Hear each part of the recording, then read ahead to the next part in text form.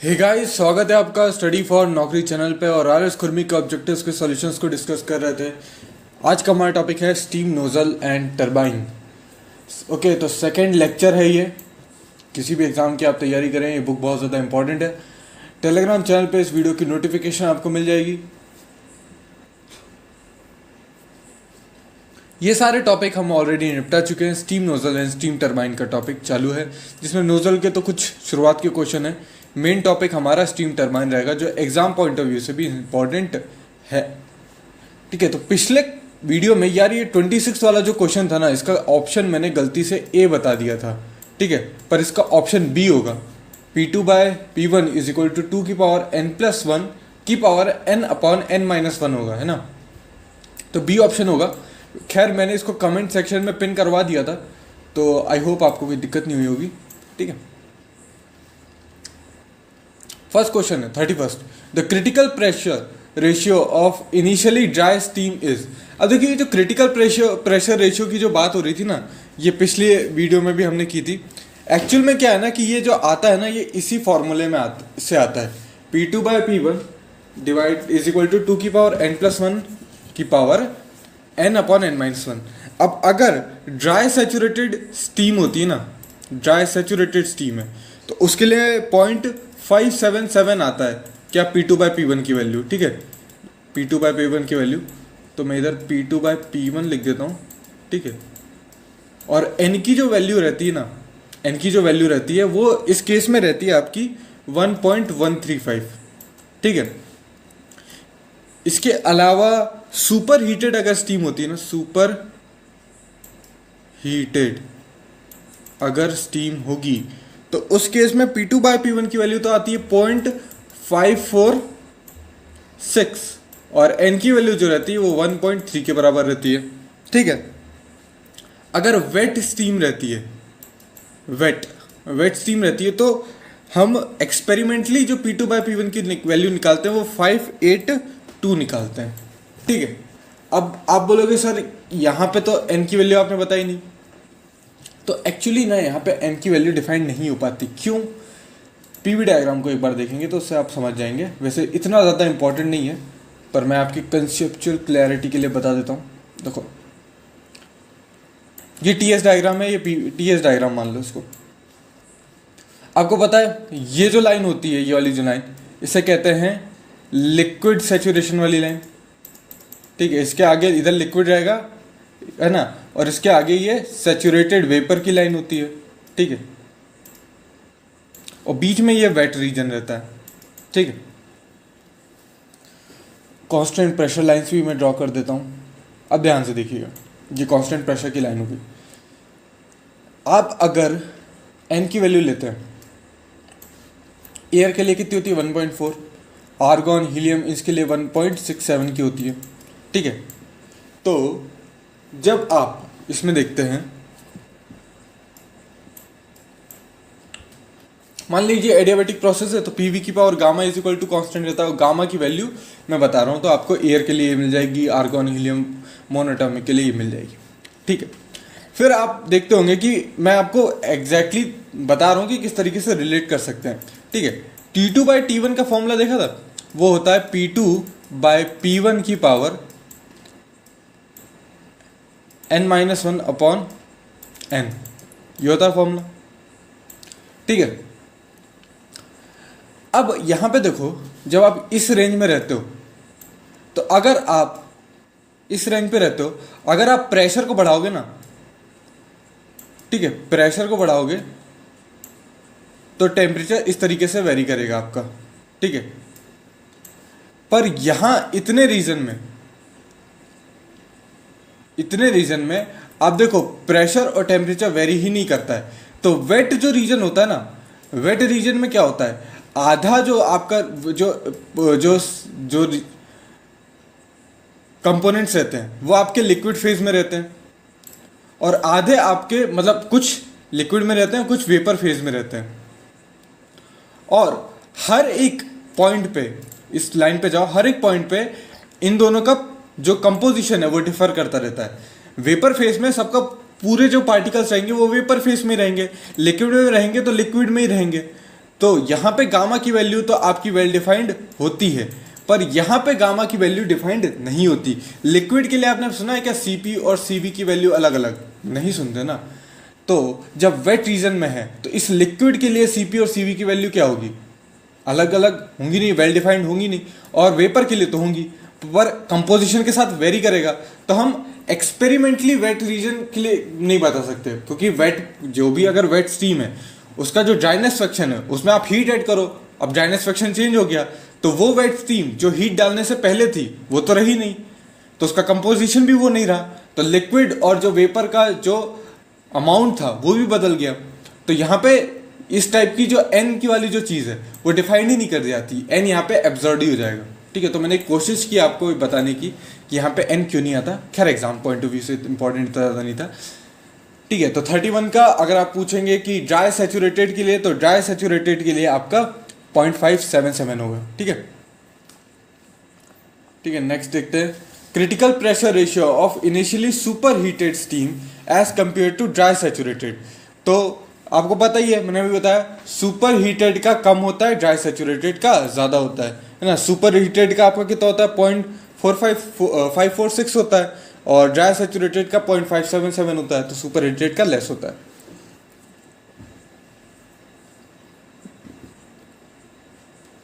(546) pressure ratio आपका मैंने बताया था सुपर हीटेड का होता है, तो सी ऑप्शन यहाँ पे करेक्ट होगा। ठीक है, the critical pressure ratio for initially dry saturated steam, dry saturated steam का कितना होता है? आपका होता है 0.577, तो मोर होगा आपका वेट स्ट्रीम से। वेट स्ट्रीम कितना होता है? 0.582, तो ये मोर है क्या? नहीं है, तो आपका 34 का बी ऑप्शन हो जाएगा, नो। ठीक है, critical pressure ratio of gases का, तो गैसेस के लिए कितना होता है? आपका 35 का ए ऑप्शन, 5.528 मिले देखने को मिलेगा। ठीक है,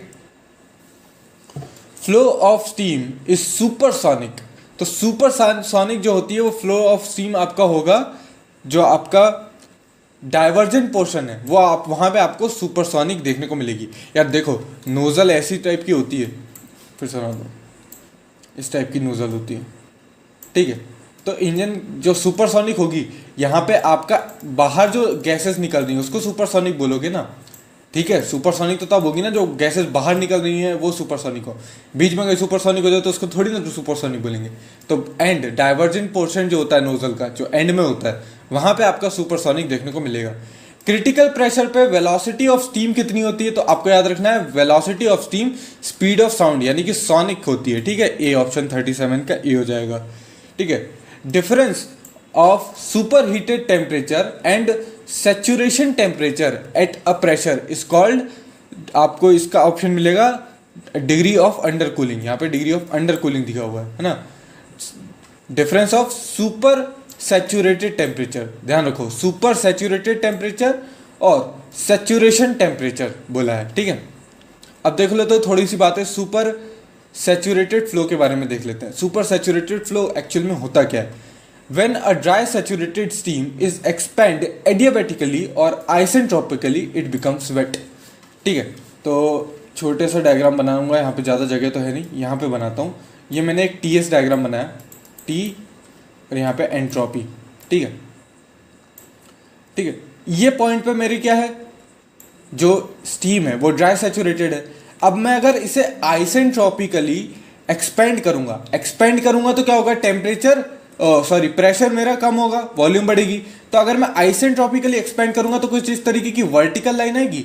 तो आप देख सकते हो जहां पे मैं आपको सैचुरेटेड रीजन में था, मतलब लाइन पे था, अब मैं जब आइसेंट्रोपिकली नीचे आया तो वेट रीजन में पहुंच गया, मतलब जो मेरी स्टीम है वो अब वेट हो चुकी है। We know that the expansion of the steam in the ideal nozzle is isentropic, हम ये जानते हैं, which is accompanied by the condensation process. तो ये वेट रीजन में पहुंची, इसका मतलब स्टीम जो है वो कंडेंस हुई है। If the steam is initially super heated, अगर ये सुपर हीटेड होती तो ये अगर यहाँ पे होती, कहीं यहाँ पे होती, तो ये कंडेंसेशन होना चालू होता जब हम सैचुरेटेड रीजन के पार पहुंचते, इस लाइन को क्रॉस करते। तो should start after it has become dry saturated. ये पॉसिबल तब होगा जब स्टीम है वो थोड़ा सा डिस्टेंस ट्रेवल करे। देखो नोजल है, नोजल के अंदर फ्रिक्शन होगा, फ्रिक्शन के कारण क्या होगा, आपका कंडेंसेशन चालू होगा, है ना। पर जब आप स्टीम के जब अंदर थोड़ा सा जाएंगे, है ना, थोड़ा टाइम लगेगा आपको, जब टाइम मिलेगा स्टीम को तो वो कंडेंसेशन होना चालू होगा, ठीक है। पर जो स्टीम है, मैंने बताया आपको, सोनिक वेलोसिटी से चल रही है ना, तो इतना टाइम ही नहीं होता स्टीम के पास कि वो कंडेंसेट हो पाए, समझ रहे हो। कंडेंसेट होने के लिए कुछ टाइम होना चाहिए ना आपके पास, तब जाके वो इससे टकराएगी, रुकेगी और यहाँ पे पानी गिरेगा। पर जब इतनी तेजी में जा रही है कि स्टीम के पास टाइम ही नहीं है, नोजल के अंदर इतने शॉर्ट इंटरवल में नोजल से टाइम निकल जाती है। But from the practical point of view the steam has greater velocity, sometimes of sonic velocity, even supersonic velocity.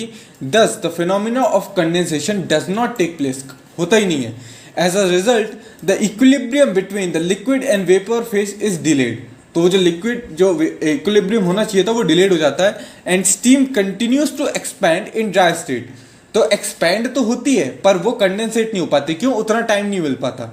The steam in such a set condition is said to be super saturated, तो इसको कहते हैं super saturated और metastable state. और ये एक बार SSC JEE वगैरह में पूछा गया, इस वजह से मैंने इस स्लाइड डाली है।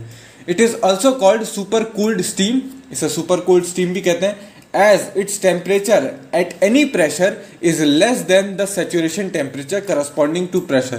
The flow of the super saturated steam through nozzle is called super saturation flow. तो जो flow होता है उसको super saturated flow या meta stable flow कहते हैं, और जो state रहती है उसको super saturated या meta stable state कहते हैं, ठीक है। ओके, फिर क्या इसके वजह से कुछ इंपॉर्टेंट चीज़ें होती हैं, उनको भी हम देख लेंगे। The difference of the super saturated temperature and saturation temperature, इसको known as undercooling, यह भी हमने देखा। और रेशियो जो होता है pressure corresponding to super saturated temperature and saturation temperature, जिसे कहते हैं डिग्री ऑफ सुपर सैचुरेशन, ठीक है। तो the following are the effects, तो इफेक्ट्स क्या होते हैं, डेंसिटी जो होती है सुपर सैचुरेटेड स्टीम की वो 8 टाइम्स होती है ऑर्डिनरी सैचुरेटेड स्टीम वेपर की, okay. Therefore the mass of the steam discharge increases, तो डेंसिटी बढ़ गई तो रो ए वी होगा ना, रो ए वी, तो रो बढ़ गया तो आपका मास फ्लो रेट भी बढ़ जाएगा। Entropy and specific volume increase कर जाती है यहाँ पे, ठीक है। एक्सपेंड हो रही है तो स्पेसिफिक वॉल्यूम आपकी इंक्रीज कर जाएगी, ठीक है। क्योंकि डेंसिटी का उल्टा ही क्या होता है, स्पेसिफिक वॉल्यूम होता है ना, डेंसिटी बढ़ गई, सॉरी, ठीक है। तो डेंसिटी को ही क्या कहते हैं, स्पेसिफिक वॉल्यूम, हाँ ठीक है। तो ठीक है, the exit velocity of the steam is reduced, exit velocity reduce हो जाती है, ड्राइनेस फ्रैक्शन इंक्रीज कर जाता है, तो आपका ये सारी चीजें होती है, ठीक है। In a nozzle the effect of super saturation is 2, तो ड्राइनेस फ्रैक्शन इंक्रीज होता है, ड्राइनेस फ्रैक्शन तो इंक्रीज कर जाता है, तो ये गलत हो गया। स्पेसिफिक वॉल्यूम आपकी इंक्रीज करती है, ये भी गलत हो गया। एंट्रोपी आपकी इंक्रीज करती है और डिक्रीज कर जाता है आपका हीट ड्रॉप, तो सी ऑप्शन आपका करेक्ट ऑप्शन होगा।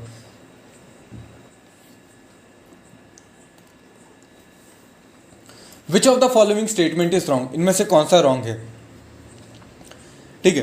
तो critical pressure gives the velocity of the steam equal to the steam at the throat equal to the velocity of sound, तो ये बिल्कुल सही है, अभी हमने क्वेश्चन देखा, ये एकदम सही है।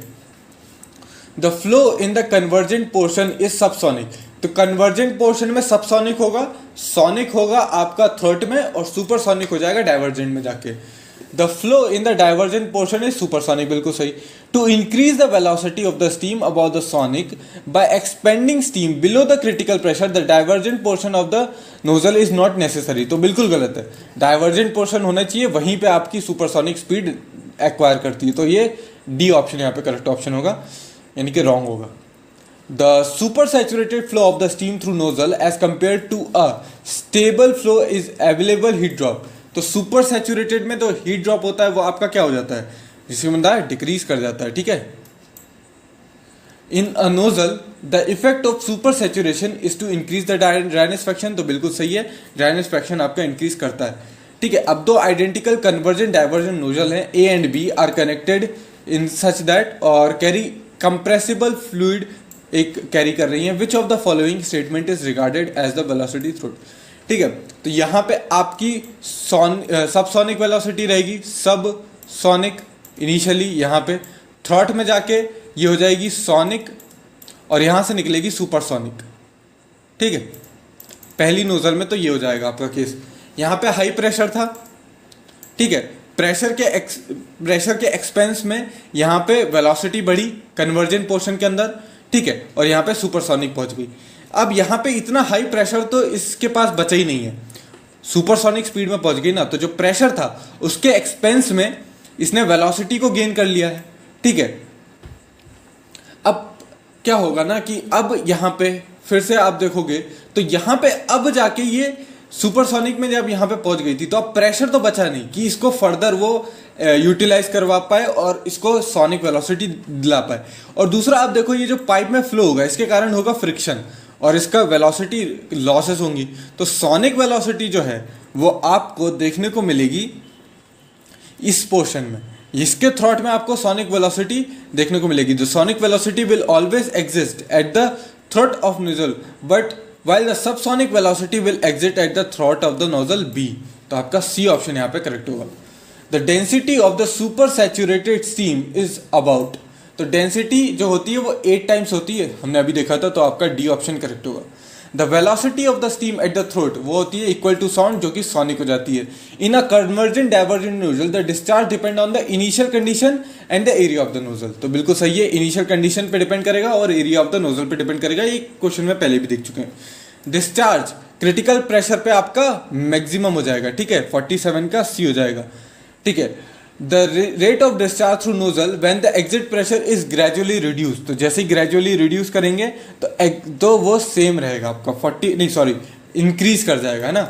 जैसे ही आप एग्जिट प्रेशर को रिड्यूस करेंगे, ग्रेजुअली रिड्यूस करोगे तो आपका इंक्रीज कर जाएगा। ध्यान रखो, एग्जिट प्रेशर को कह रहे हैं, इनलेट प्रेशर को नहीं कह रहे हैं, एग्जिट प्रेशर को कह रहे हैं। एग्जिट प्रेशर डिक्रीज होगा मतलब वो काय में कन्वर्ट हो रहा है आपका ज्यादा से ज्यादा वेलोसिटी में, तो वेलोसिटी आपकी बढ़ रही है, वेलोसिटी बढ़ेगी तो मास फ्लो रेट भी, डिस्चार्ज भी बढ़ जाएगा। The discharge through a nozzle is maximum for a certain value at exit pressure, और उसे क्या कहते हैं, क्रिटिकल प्रेशर कहते हैं, तो बिल्कुल सही है। Next, when the inlet pressure of the steam is equal to exit pressure, जितना इनलेट पे उतना ही एग्जिट पे, मतलब प्रेशर का डिफरेंस ही कुछ नहीं है। जब प्रेशर का डिफरेंस ही कुछ नहीं है तो मास फ्लो रेट भी नहीं होगा, तो आपका डी ऑप्शन करेक्ट होगा।